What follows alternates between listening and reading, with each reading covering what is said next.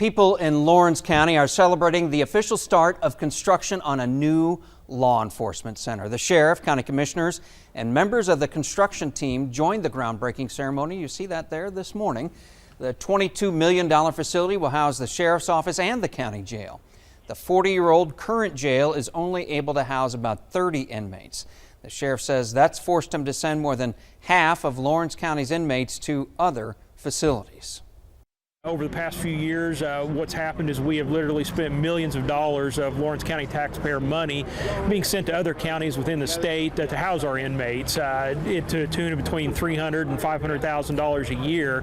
And so what we're really looking forward to, along with having a new safer facility, is being able to bring that money back into Lawrence County. The new jail will house 120 inmates at a time with room to expand if necessary. The facility is being financed by a 3/8 cent sales tax. Voters approved it in 2021. Sheriff DeLay says he expects the law enforcement center to be finished in the next 12 to 18 months.